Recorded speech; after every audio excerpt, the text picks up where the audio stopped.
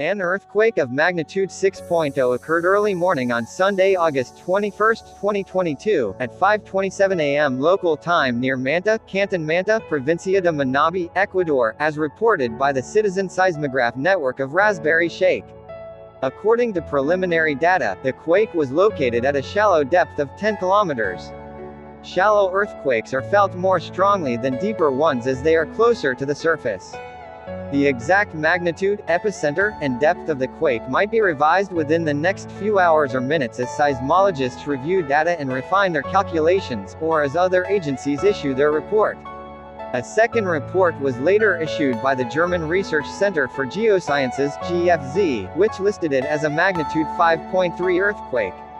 A third agency, the Institute of Geophysics of the National Polytechnic School in Quito (IGEPN), reported the same quake at magnitude 5.9.